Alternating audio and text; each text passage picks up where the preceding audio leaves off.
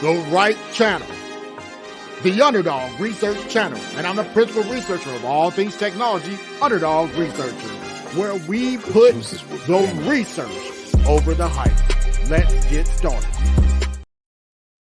Welcome back. I am the Underdog Researcher, and this is the Underdog Research Channel. First off, let's go ahead and give acknowledgement to this two-part series. If you're here right now, you should have already watched part one of the series about data property rights and ownership of that and the value from that. But this is a different conversation in part two, which is digital property rights. Let's not confuse the two. Data property and digital property. One is talking about the information and what it flows and that having value. The other one is identifying digital property ownership. Both of these things can give you income, wealth, and you didn't even realize that it's being taken from you and used, and you're getting no benefit. But I'm here to open the doors so you can see into this digital realm and see how valuable of an asset that you're giving up for free. Let's talk about this right now. Remember this. An investor you've never heard of might be one of the greatest in history. Imagine loading up on Google, Amazon, and Apple stock in 2005. Well, some might argue that Yatsu is doing that right now. Yacht founded one of Asia's largest mobile game studios before Apple banned the company's games from the App Store. The silver lining, however, was that Yacht was sharing office space with the founders of CryptoKitties at the time. This was the first major NFT project, and Yacht became obsessed, believing that NFTs could confer digital property rights and change the entire internet. It's why Yacht dropped the gaming company to go all in on NFT technology years before anybody saw its potential. Yacht became one of the earliest investors in Axie Infinity, OpenSea, Decentraland, and even acquired the Sandbox Metaverse between 2018 and 2019. These companies skyrocketed when NFTs exploded in 2021, and today these holdings put Yacht's company, Animoca Brands, at a valuation of $5 billion. If adoption of Web3 technology turns out to even be a fraction of what people expect it to, I think Yacht might go down as one of the best investors in history. Oh, yes. Y'all remember? Yeah, I had to put my shades on because I'm going to take in that moment. Let me give it to me, folks. Give it to me. Give it to me. I brought to you Yatsu. I said you need to know the individuals, the faces, and Yatsu is one of them. Who is Yatsu? Well, Yatsu is the chief, the boss, the head of Animoca Brands. And we've talked about that in my MetaPath and the SWFTCoin, but it brings up a different area that I'm going to talk to you about right now. I'm keeping the shades on. I'm keeping the shades on for the rest of the video, okay? Now, Yatsu represents something slightly different. I want you to pay attention because there's a difference. Digital property ownership. Let's not confuse it. Andrew Yang, data property rights.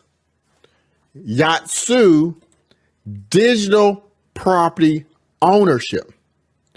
They were both investors in Shima Capital, both of them who want you to own your data and own your digital property to get a benefit financially from it, to have income to take back from these companies who take what is valuable, who tell you it's fool's gold, and get the real value, the digital gold from it, and get an income from it. Andrew Yang says we should get a universal basic income like Alaska does with oil. For the people who are in Alaska, oil is their UBI. Oil, they get a stipend each month from the government for it. Andrew Yang's concept is that your digital rights, AI, should be taxed. The servers process trillions and trillions of data points of your data for free, but they need to charge them And as the AI gets rid of American jobs, as AI gets rid of these clerical jobs that are becoming obsolete, we can't stop it. We should have a stipend from our digital gold. Now, Yatsu talks about the digital property rights. You've heard me talk about network effects. I will talk about the network. SWFTCoin is a network. Swift blockchain is a network connected to MetaPath, creating more networks. Network effects, which I'll talk about in the future, even more in depth. The bigger the network, the more valuable. How do we understand this? Think of Google, think of Facebook, think of Twitter, think of influencers. The larger the influencer, the more impact they may have. Think of presidential elections, Democrats, Republicans, large networks of people who may believe the similar or same things or adjacent things, but they all come together. This is a concept you understand. Digital property ownership is the next portion of this discussion. Now, who's Yatsu? Let's give you a quick overview. Again, Yatsu was estimated to make $100 million each year. This is he makes more now, I'm sure. He is famous as one of the major crusaders for global adoption of a decentralized internet. He wants to grow Web3, and he's from Hong Kong. Have you noticed a trend here? I'm going to talk about this in an upcoming video. Have you noticed one thing? Andrew Yang talks about China and being better at the digital area of ownership and how they approach technology and growth. He is from China. He talks about this area as well.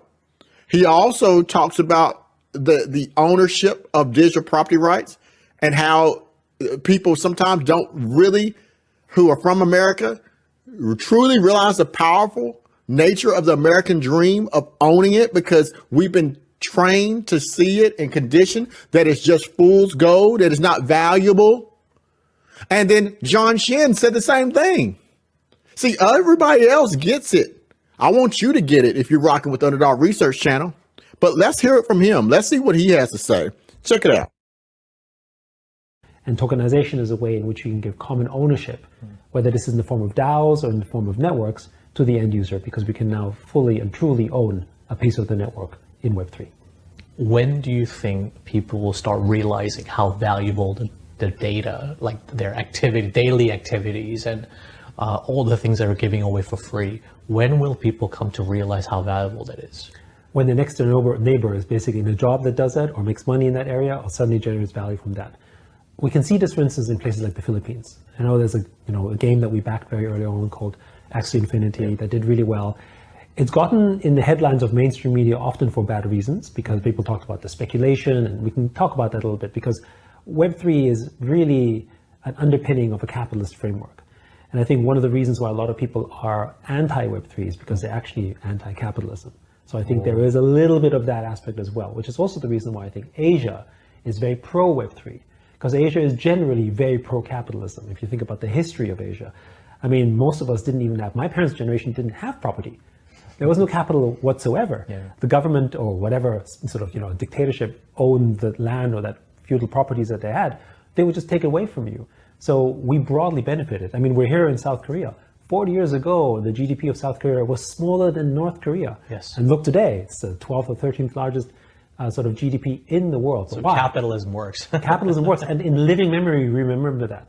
But in the West, people don't, because one, partially they take the democratic infrastructure for granted, and two, capitalism hasn't worked for them in the last 20 years, right? If you look at the qualities of labor versus capital, if you've basically been in a labor economy, which is most of the Western world has been over the last 20, 30 years, on a sort of, a real money basis, you're actually probably making less money than your parents. That's a very different scenario from basically the Asian generation. So I sometimes sort of give the comment that the American dream is much more alive and well in Asia than it is in America, even though obviously that was the place we all wanted to go originally for that reason, right?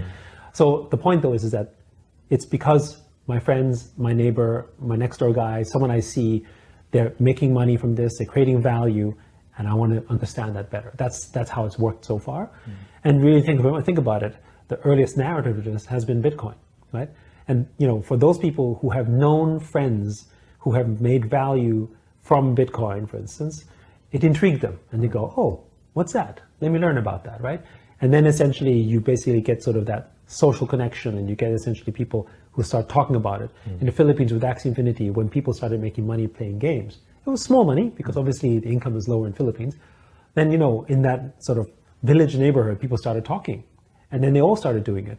And now you've got a place where in the Philippines, crypto is basically part of the nation's fabric in the sense, right? You can actually have a successful policy or sort of, village mayoral election without actually taking into account the whole sort of crypto narrative. And I would also argue that it's starting to begin in the US. I mean, if you take a look at the political narrative in the US, you have the Republican Party essentially embracing crypto. Whether they will succeed or not is a different question, but the point is it's now essentially in the political mainstream as a discussion. So I think it's only a matter of time. I think just in a few years where everyone starts doing it. Remember also that I think Web3 and crypto is generally the currency of the youth.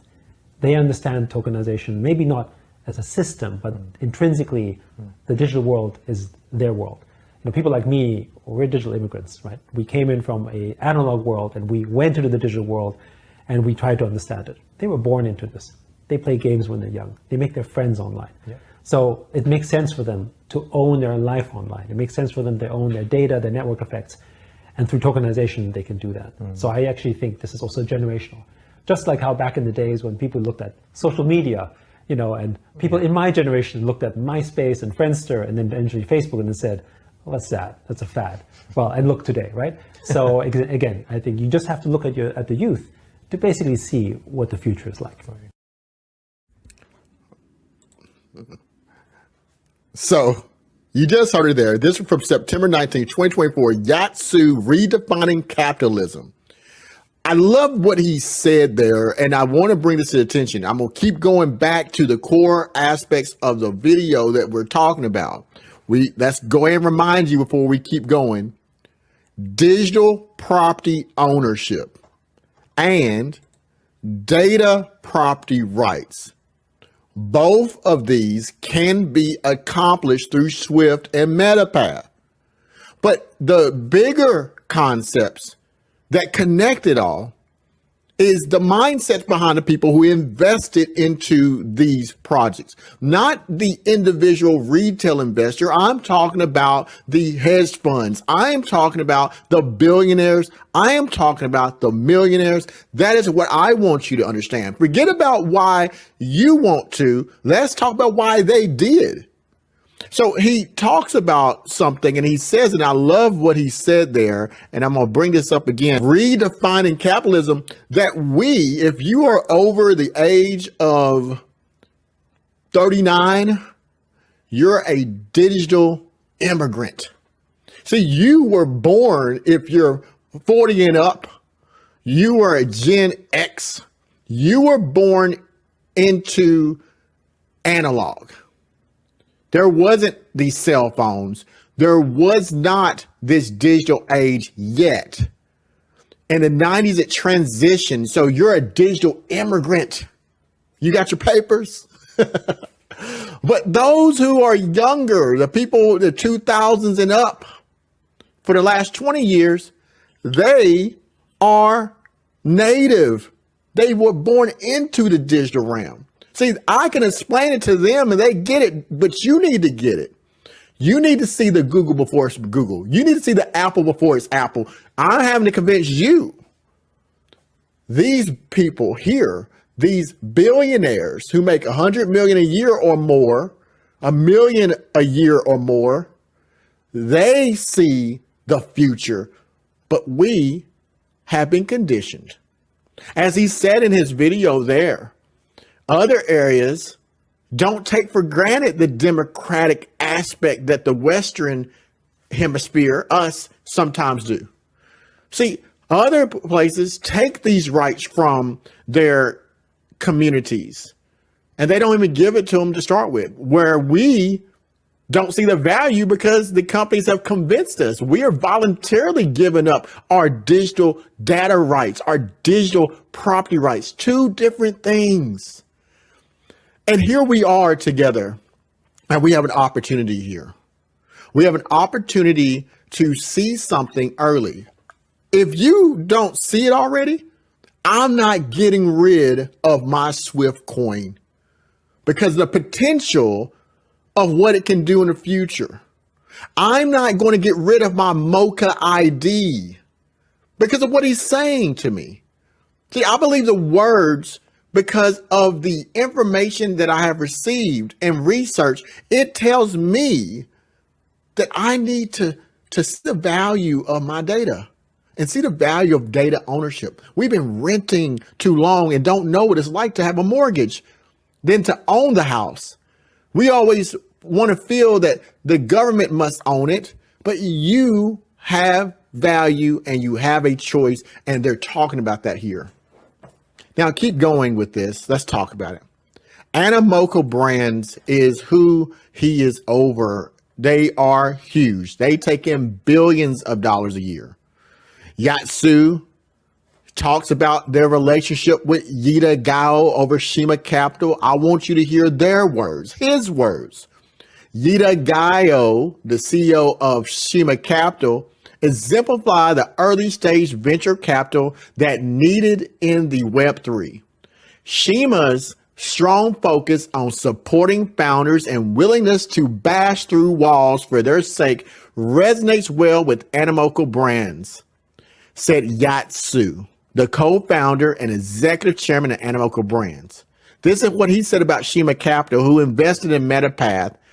It's a great honor to partner with Shima Capital, especially given the fund's high conviction in the global proliferation of digital property rights and an open metaverse. Do I need to bring it up again? Digital property rights, data property rights.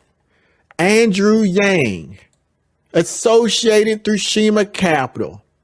You see it up, the person up there. You see him. We also have Animoca Brands. Same individual, which I told you in the past, is associated through Shima Capital. And they are all saying the same thing. We don't see the value of our digital data, but we should. Now, I brought you this before as well. Yatsu, which I just introduced again, and Robbie Young, who's the Chief Executive Officer, the North American operations. I want to be fair though, because sometimes, we segment things to make it easier to explain. We being me, I sometimes talk in plural. We being the Underdog Research community, Underdog Research channel. I segment things in boxes to try to break it down so you understand. And sometimes there's so many pieces, we don't see the full picture. Let's not forget either. The Animoca Brands also has another CEO, Motoki Tani, CEO of the Animoca Japan. And they work in India, US, UK, Middle East, and Southeast Asia. They are the bridge in partnership with Japan and Middle East with Animoca Brands. What happened earlier in 2024 when the stock market of Japan failed? What happened to the US markets? Oh yeah, we saw a effect of that. We saw the effect of what happens in other global industries and markets affects the US dollar. You saw that crypto went down. We saw the stock market went down. Japan matters to us. And what happened when China made changes, Beijing, to stimulate their economy? Crypto immediately went up. So forget the narratives and the talking points. If you blind yourself to the reality that this is a global market, that crypto is purple, and you want to be disgusted by China, and you want to say, we don't care about Japan, we don't care about Asian markets, we're going to put huge tariffs on them so we can drive down their economy.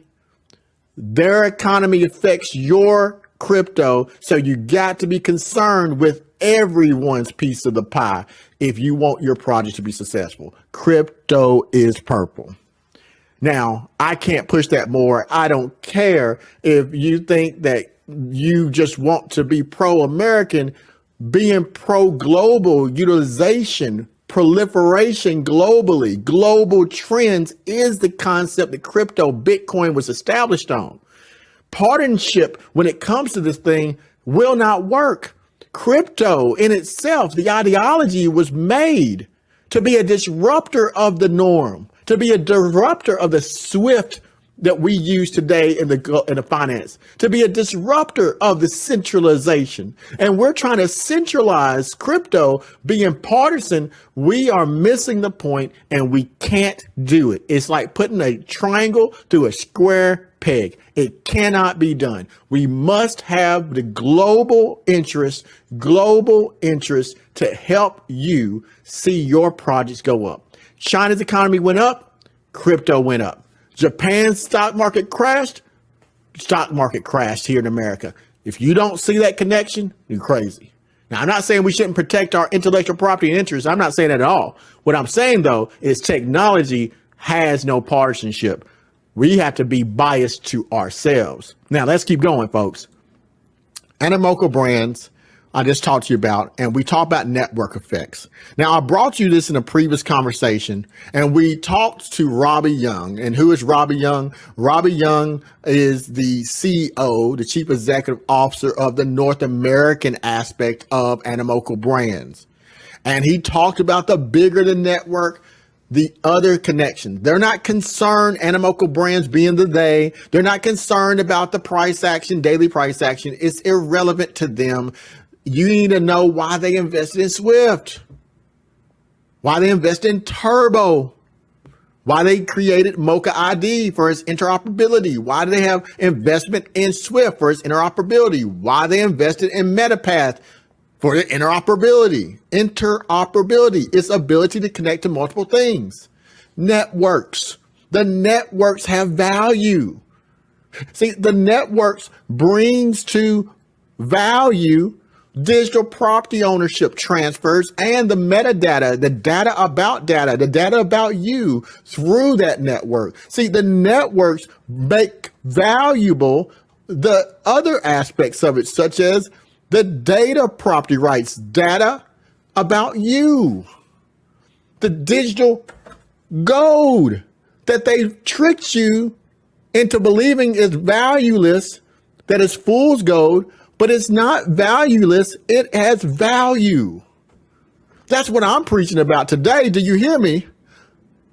So they talk about the network effects. Google has shown you, Amazon has shown you, Verizon has shown you.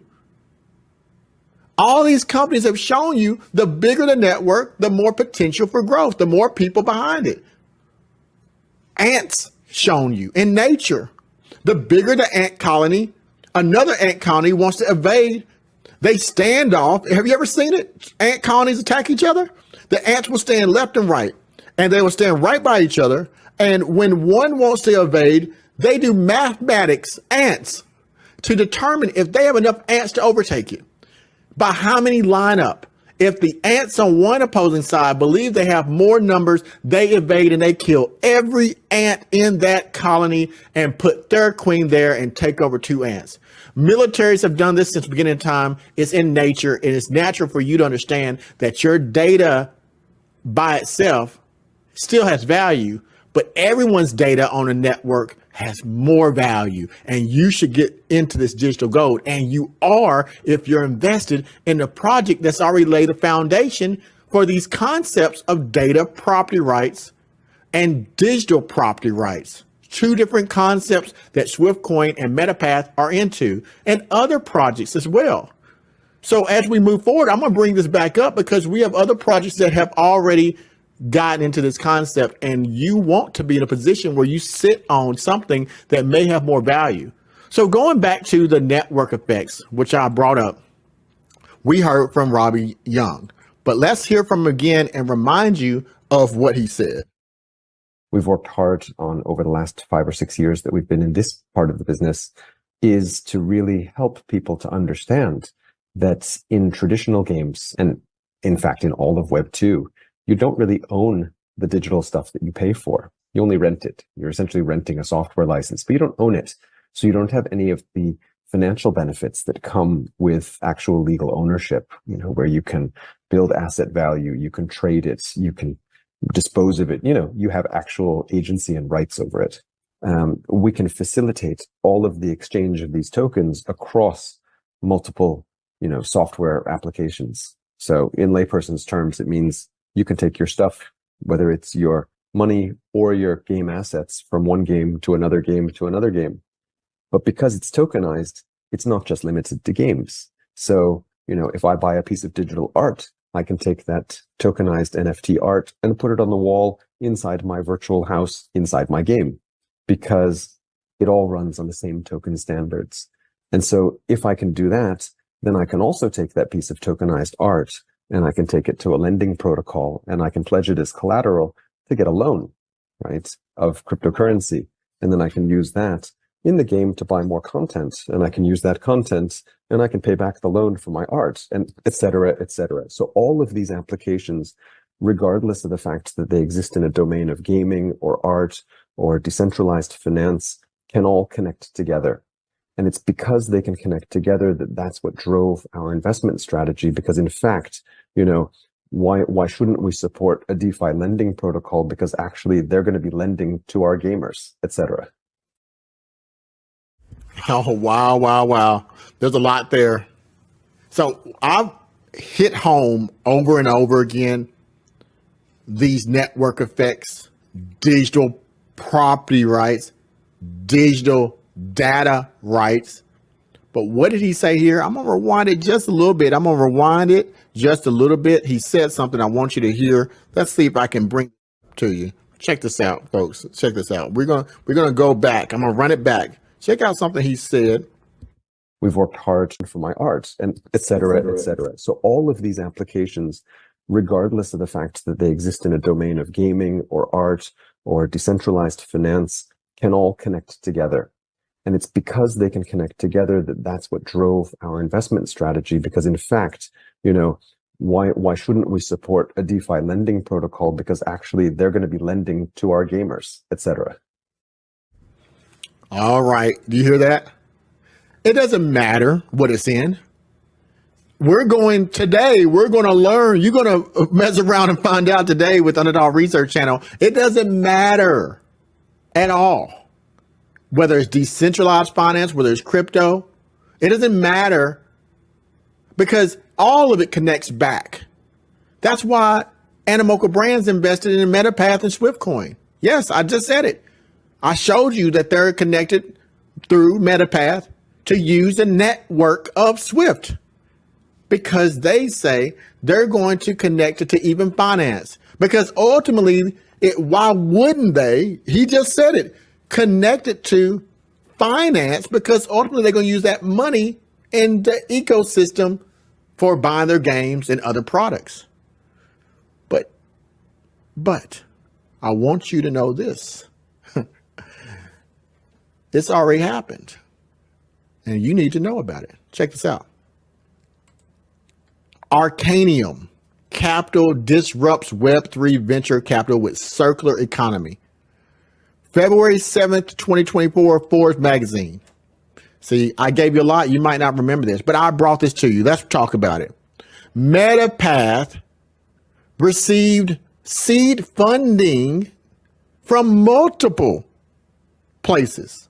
And as you see on the right, March 1st, 2022, MetaPath raised an undisclosed amount. You see me, I underlined it. Seed from Arcanium Capital and Shima Capital. I like to put emphasis on stuff for the people in the back. You heard it again. I brought this up with Black Roo Investing. If you see, I rock with him. We brought this up then. He brought it up to you again. I've been sitting on this information because I gave you 28 videos and I didn't want to spoil it for you, because this is going to be a part of the advanced research that you'll only get through the Underdog Research Channel. You need to know about Arcanium Capital. And I'm going to show you a teeny bit of what I've already been looking at for months now. That's why you don't see me fretting about, is it up today? Is SWFTCoin down today? Because I see the bigger picture. I want you to see it. Check this out. As you see here, I put a check mark by it, Arcanium Capital. Arcanium Capital disrupts Web3 venture capital with circular economy. You learned about this in my MetaPath video, so go back and watch it. You'll find out about who Arcanium is and who is that guy right there. It is circular economy. Well, let's talk about it a little bit and get back to the digital and data property rights. Arcanium Capital was an early stage venture capital firm focused on seed stage investment in Web3. Arcanium Capital was established in 2020. So a year later, they got into MetaPath, as we saw there. And what did they do? They seeded MetaPath by giving them funding, as we see here in 2022. Now, what else do we need to know about him? Well, as we look at them, we found out this. The team of Arcanium grown because of a blend of technology and community experts, including ex-NASA lead engineer and ex-Chainlink researcher. Y'all know about Chainlink, the former head of institution staking at Coinbase. Y'all know about Coinbase. Core contributors to Curve. Y'all know about Curve and core Ethereum Foundation researcher. Have you heard of Ethereum? Now, check this out. I told you this too. All united to forge the next era of Web3 infrastructure as EigenLayer. Now, y'all gonna give Underdog Researcher the credit. I know you didn't hear about no EigenLayer before I told you about it. Let me take off my glasses. Y'all done make me mad. EigenLayer, do y'all remember that? Do you remember? Let me keep going because y'all forget so quickly. Here on Underdog Research Channel, I told you that EigenLayer is sole official native liquid restaking partner for Ethereum. Puffer Finance is set to revolutionize capital efficiency and reduce participation risk in EigenLayer apps. Since Arcanium's investment in Puffer, really? Y'all not gonna give Underdog Researcher some credit? No, it's okay. It's okay. Let me go and hit you up because I care about you obviously more than you care about me, because y'all been listening to people putting rocket ships on thumbnails and listening to them, but I can't get 1,000 people to go ahead and give me a thumbs up. I can't get no super chat for this. That's okay. I still care about you, even though you don't care about the Underdog Researcher, obviously. Let me go ahead and give you this information. Now, Puffer Finance has been awarded a grant from Ethereum Foundation, closed a $5.5 million seed round, including Brevin Howard. Wait a minute. Isn't Brevin Howard on my billionaire blueprint? Forget it. Y'all don't want to hear me. Y'all don't want to hear me. Y'all want somebody else to talk to you. Let's keep going, folks. And we have strategic investment from Binance. I ought to throw these sunglasses at you. You mean to tell me the Underdog Researcher told you since earlier this year that Binance was invested? You mean to tell me that SWFTCoin and MetaPath have a connection with that were financed with Binance? Did you read that? Oh, you didn't read it, so let me pull up again so you can see it for those in the back. $5 million seed round, including Brevin Howard, Limscape, Lightspeed Faction, and secured a strategic investment from Binance. Puffer has recently launched successfully and attracted $350 million in total lot value. It's way more than that now in the first 3 days. And Puffer is shaping up a victory for Arcanium with its clear potential for becoming another unicorn in Web3. Why I don't care about the price action of SWFTCoin is because I know that Binance is also invested through MetaPath and SWFTCoin. And why? Because they are still associated with what? Puffer Finance. And Puffer Finance, guess who's on Puffer Finance? Maybe you've forgotten. Christina Chen. Yeah, she's the chief marketing officer of Puffer Finance. Oh, what about EigenLayer? Christina Chen. Oh, snap. Underdog done did it. We have the same people invested over and over. You win Binance, win Coinbase, win SWFTCoin, win network effects, win digital data property rights, win digital property rights, all set the foundation through the network that SWFTCoin is building. Do not worry about price action. Look at owning Google before it is Google. That's what I want to do. Now, going further, Arcanium, who invested in MetaPath, just like Shima Capital did, which is owned by SWFTCoin, was pivotal in laying the groundwork for Puffer Finance. What did Robbie Young said? Of course, Animoca Brands, who did invest in a decentralized finance, Puffer Finance, through their company, would invest in them because they're ultimately going to put their money, Puffer Finance, Egen Layer, back into their products, into their network. And Binance invested in Egen Layer and Puffer Finance already. And when they released their tokens on Binance, which has already stated they would do that, then guess what, folks? You who have saw the light early should receive the benefits of this network of connectivity that all roads lead back to the beginning, the alpha, Swift blockchain, SWFTCoin. Now, Egen Layer, which I told you about in my billionaire blueprint and my MetaPath videos, this is old information. It's way more now. Locked in total value. What did we find here? Tim Draper, Black Rue Investing, told you about him. I'm not going to tell you about him. Go to Black Rue Investing, the Rue podcast, find out everything you need to know about Tim Draper, American billionaire. Shima Capital, Arcanium, both invested in this Tim Draper investment called SWFTCoin. Puffer Finance. Guess what? Christina Chin, bottom left, she was over CMO of Puffer. MetaPath, both Shima Capital, Arcanium Capital, who invested in MetaPath, who is owned by SWFTCoin, who Tim Draper seeded to create SWFTCoin, who went to that school that he has, the Draper University, Christina Chin. Christina Chin, who is over Puffer, who is over MetaPath, who is over Swift, is also over Egen Layer. And Egen Layer, guess what, folks, is all invested in with Animoca Brands. And Animoca Brands, Andrew Yang, who wants you to have digital property rights, digital data rights, who see the proliferation of giving you money, the digital gold, utilize Swift as their choice.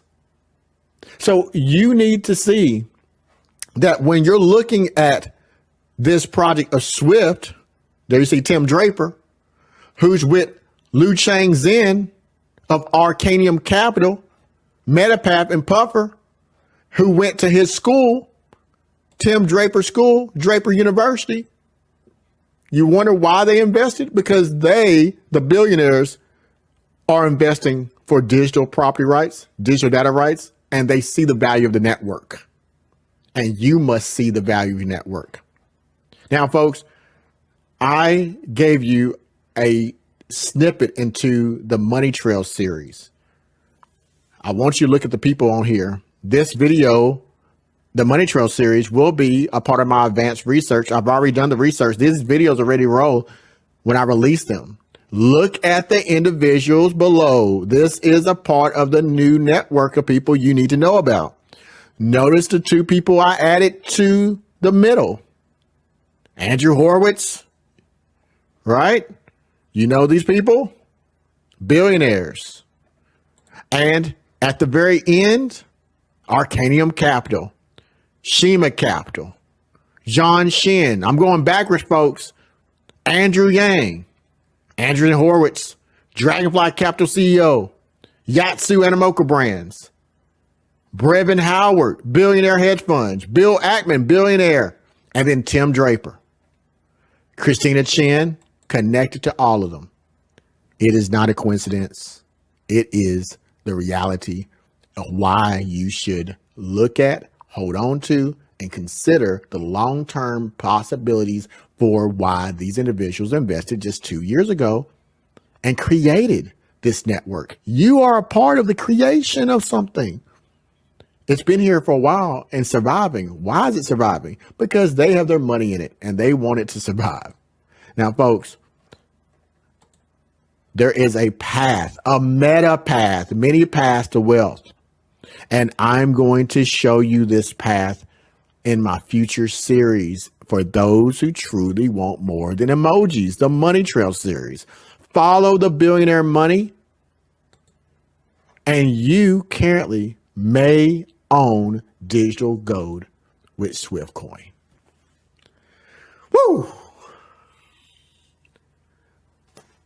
If you like this type of content, then I need you to do one thing and one thing only.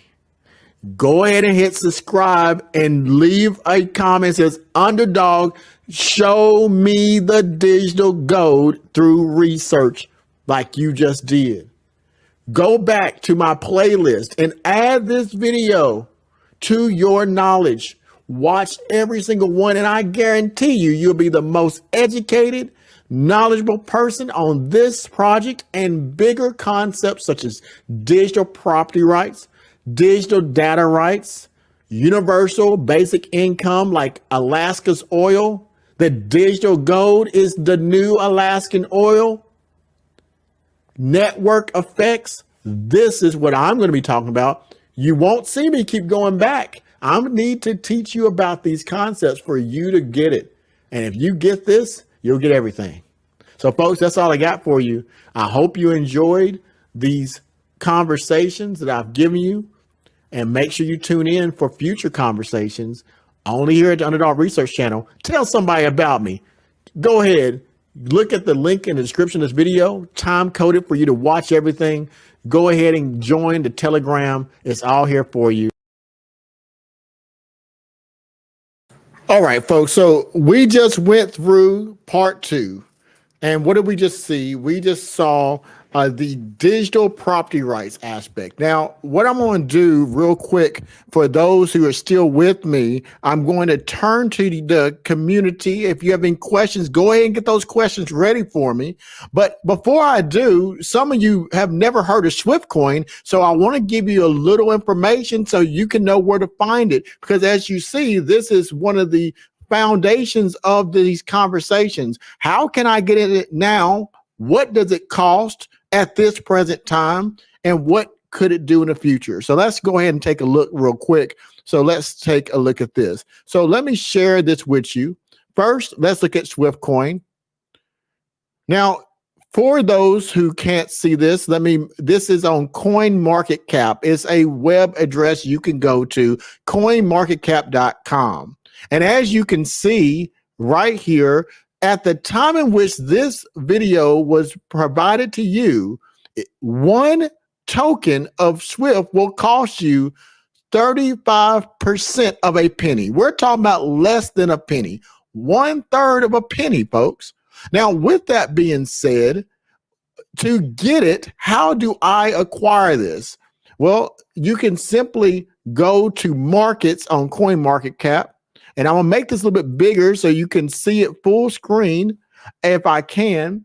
And you just simply need to know that you can go to this place called Coinbase. It's an application on your phone, download it on Google or Android or iOS, and you can get it here.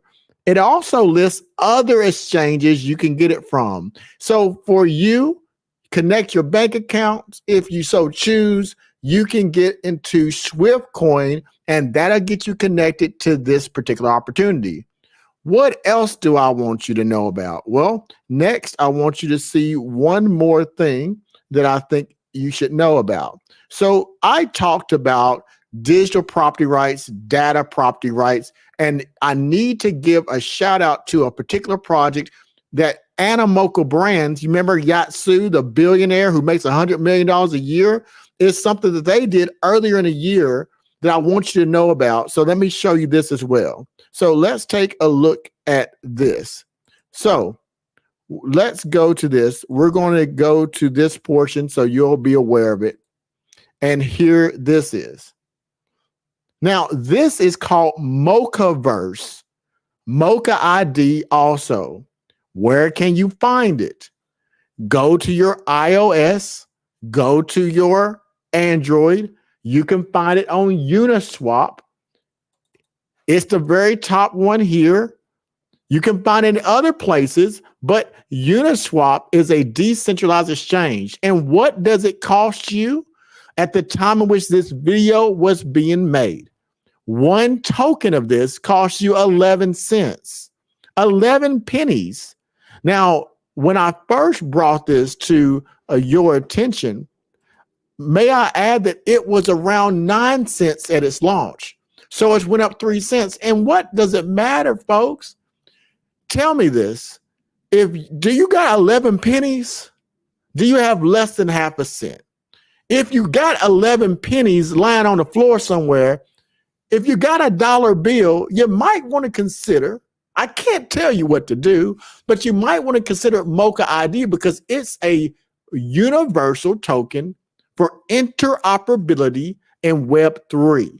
And you can get it across many different projects. Mochaverse connects all these various gaming projects, and you can use this. And if you hold on to it, it may be that digital gold in the future. Now, I can't tell you what to do, folks. Only thing I can do is tell you what I am doing. With Mocha ID, I dedicate a significant amount of my personal income into this project each month. With SWFTCoin, I already have purchased the amount of tokens that I want to hold on to. Why am I doing it? Because I believe that I'm following the billionaires, and they didn't tell me. I looked at the research and I found they invested in it too. So where I look at it is this. I would much rather put my money into Mochaverse, the token that costs 11 cents, or SWFTCoin, the token that currently costs less than 35% of a penny over the course of 5 to 10 years. I wonder what it could be worth in 10 years. I wonder what it could be worth in 5. See, when 10 years from now, for me, it's like Bitcoin 11 years ago. See, 11 years ago, you probably laughed at Bitcoin. You went, ha, ha, ha, ha. Bitcoin means nothing. Today, one token of Bitcoin is worth going to $70,000 at the time of which this video. I bet you're not laughing anymore. You miss Bitcoin. You will not have another opportunity for Bitcoin. You will not have another opportunity for Bitcoin, not the same way you did 11 years ago. So since the companies like MicroStrategy and BlackRock and these other major companies and ETFs have been formed and people are making billions off of Bitcoin, maybe you'll listen to this little channel called the Underdog Research Channel, and maybe you'll look at the research that I put together for you in a clear, concise manner, and you see the message in between the lines that I've laid out for you, that the billionaires did not invest in MetaPath and SWFTCoin and Mochaverse by accident. They didn't just come together to throw $2 million toward these projects because they want to lose their money. They're making millions and billions because they see something before it happens, and they don't wait until the news and they don't wait until it's hyped. They get in it early. Now, if you're chasing the pump, then you will continue to see your money go up and down, and you'll continue to be nervous. I am clear and not nervous because I don't care what it does in the next 5 months. I care about where it could be in the next 5 to 10 years. I just want a piece of it so that if it occurs the way it looks like these investors who are much wealthier than I am, get a piece of this puzzle, a piece of this network. I just want to be the one that's getting the benefit of this digital data. I want to get that benefit. Do you? So I want to show you that. And last but not least, folks, and then I'm going to turn to you, the audience, and I want you to ask any questions you may have. Tomorrow, you will see an offline conversation with Black Rue Investing and myself. Now, if you didn't know, who Black Rue Investing is, then let me show you really quickly, because I've done a lot of videos with him. Now, this is Black Rue Investing here on the left. He has the Crypto Rue podcast on his own platform, and that is yours truly, Underdog Researcher, on the right. And what we do is do these conversations that I like to call offline. And basically what is offline is take, instead of being censored about everything, we have a conversation amongst each other that we would have when we're not online. And then we post it online. So you can hear about what we truly think. Now, these type of videos I give you are research videos. I'm giving you the research. You don't really get a chance to discuss it back and forth with me. And then you're able to review it and learn on your own. But offlines are a lot more raw. You're going to hear my insights. You're going to hear my personal opinions and his personal opinions, and we bring that to you. So tune in tomorrow. If you're not subscribed, go ahead and press the button right now. Make sure all notifications are on and support the knowledge, because you don't want to be left behind.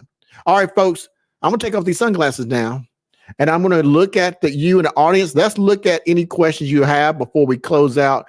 Thank you for being here. Hello, community. What's going on? Let's see what questions you have. Here we go. We have a question. What is the symbol? This is a question from Tar Heels. The symbol for SWIFT is SWFT, and for Mocha is MOCA. Now, when they say symbol, folks, for those who might be new, every cryptocurrency is categorized on different platforms that tell you about them. I showed you CoinMarketCap. There's CoinGecko, and they have a ticker symbol, just like stocks do. And you can find it when you go to CoinMarketCap, the website, or you go to CoinGecko. You can look it up by typing in SWFT for SWIFT or MOCA for Mocha. Uniswap has Mocha for those in the US and other places, and Coinbase has SWIFT and other marketplaces. All right, let's see here. And we have any other questions? I got a few people I want to make sure I acknowledge here. We got Chris Ricard on the reel. I think you flipped the room again. Never mind. One has door, one has a window. Appreciate it, brother. He's talking about the room. I kind of switch places in my videos, so I appreciate seeing it. I got King, very charismatic brother. Appreciate the info. Thank you. Thank you very much for being here. I want to acknowledge that if you come here today, I really appreciate you taking the time to learn. Let me tell you this. I'm going to quote this in the future. But I want to say this now, and let me take this piece off so that you can see it. I want you to think about this. We're living in a time where we have to upgrade our knowledge because we have been lied to and we have been taken advantage of. And the only thing that separates us from wealth is knowledge. While others benefit from all these advances right now in the present, we don't want to take the time to learn it. And by us working in an area of a lack of knowledge, we empower and encourage this type of behavior. We should be paid for our labor as we should be paid for our digital data. And then when we get that and we really understand that concept, we will win. There was a judge, and I'm going to give this last final quote, and it's very important. Now, folks, as you can clearly see, you know, my brown skin, you know, I am what they consider a minority. And I want to give you this thought. Let me look up the judge who said this. 1 second. All right. And I'm going to give you this thought. All right. You ever heard of Judge Lynn Toller? And I'm going to share this with you in case you've never seen this before. I'm going to share this one thing for you so we can see it. Yeah. Do y'all remember this judge here? Now, she's from the divorce court. And it's so amazing. Something I saw that she said the other day, and I'm going to leave you with this. Whether you have brown skin, light skin, it doesn't really matter. It's really for those who are not wealthy and super rich. she said about people of color, she says, at one time, we were the engine of a commodity called cotton. And people profited off of free labor through slavery. And they utilized the labor for free to make the cotton as a commodity that they sold for value. And now, with the prison systems, when we lose control and we are incarcerated, privatization of these jails and prisons utilizes the same free labor as a commodity to get enriched off of. So how do we break the cycle of that? Now, that really stuck with me, and I apply it to this area right now that we've been talking about in this two-part series. Your digital data is valuable because companies are making trillions of dollars off of it, and you get nothing. And if you look at Alaska, which is a Republican-run state, their citizens get a stipend of thousands of dollars, a basic income, a universal basic income, because they use the oil, the resource of oil. And they say, if you're an Alaskan citizen, you will get a basic income, and you don't call it socialist and you don't call it communist. You say it's okay. Now, California is doing the same thing, as Andrew Yang said. But when we talk about universal basic income, we call it communism and socialism. Why isn't it communism, socialism when it's in Alaska, when it's dealing with oil? If that is not considered communism and socialism in the state of Alaska to use the resource of oil and fracking to give their U.S. citizens a universal monthly stipend for education and other benefits that the children and the parents and the family has, then your data is that new digital oil, and we should get a benefit from it. How do you tap into it is what the nature of my video is about. Get into these projects that have connections of a network that is, if you are in the right ones and you do your research and you believe SWFTCoin and Mocha ID and these different type of projects that are building these large networks, and you think that at some point they're going to start charging these companies for the use of your data because it's valuable, then you can get the new digital oil. You can have a universal basic income with something that we all have of value, your data.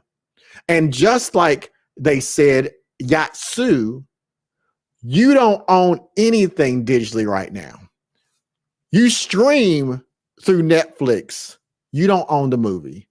You stream through Spotify. You don't own the music. You have digital images that you put on cloud networks. You don't own the cloud.